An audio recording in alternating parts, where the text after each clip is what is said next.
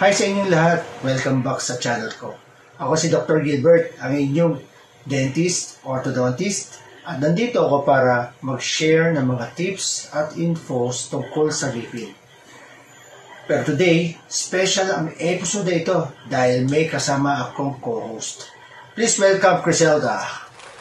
Hi everyone, I'm Criselda, and I'm so excited to join Dr. Gilbert today.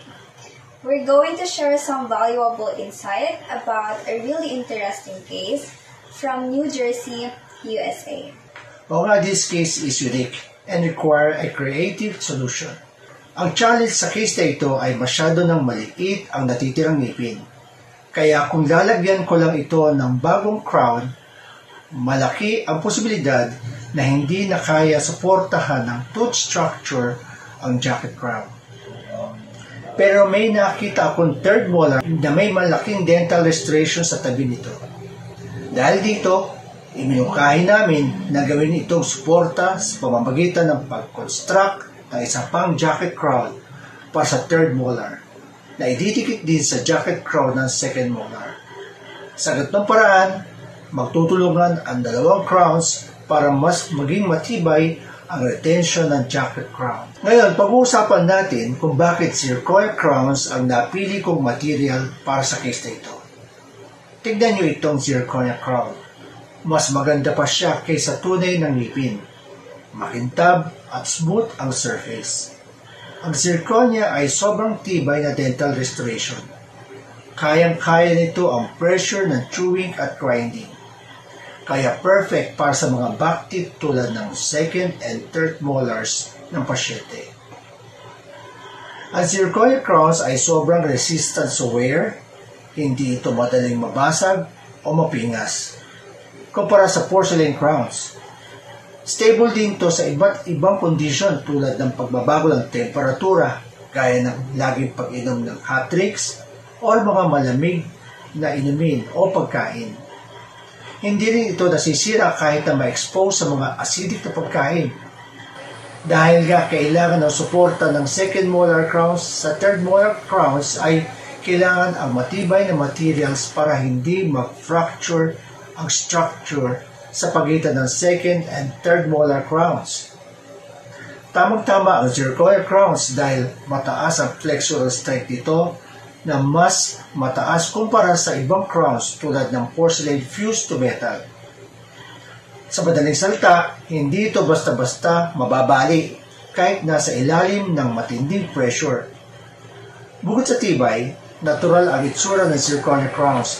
Pwede i-customize ang kulay para mag-blend sa natural na ngipin ng pasyente. Kaya kapag suot na ito ay kaparehas ang kulay ng crown sa kulay ng katabing ngipin.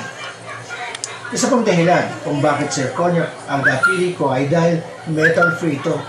Safe ito kahit sa may mga allergy sa metal. Bukod doon, ang surface ng zirconia crowns ay makinis, kaya mas hindi dumidikit ang plaque at bakterya kumpara sa ibang crowns. Dahil sa mga katangiang ito, kaya napili namin ang zirconia crowns dahil sa tibay nito at pangmatagalang solusyon sa kasong ito.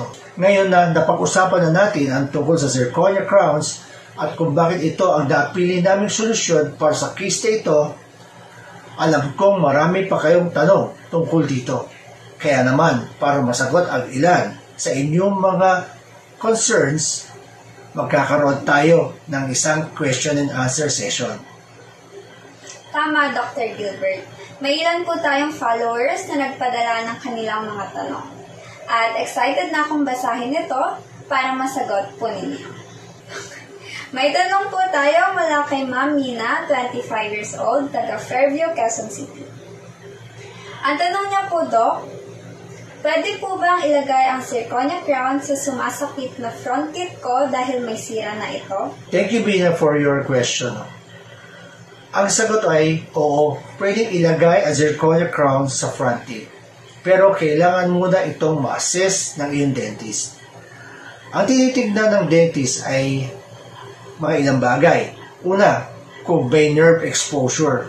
Pangalawa, kung may infection sa periapical area o paligid ng ugat ng ngipin. At pangatlo, kung may sapat pang natitirang tooth structure na maaaring pagkapitan ng crown. Kung ang sira ng ngipin ay hindi pa malala, walang nerve exposure, walang infection, at sapat pa ang natitirang tooth material, zirconia crown ang magandang solusyon. Bukod sa tibay, ang zirconia crowns ay natural ang itsura at pwedeng i-customize para mag-blend sa kulay ng natural mong ngipin. Napakalinaw na sagot mula kay Dr. Gilbert. Ma'am Mina, sana po nasagot ang inyong tanong. Kung may iba pa po kayong mga tanong, i-comment mo lang po sa ibaba.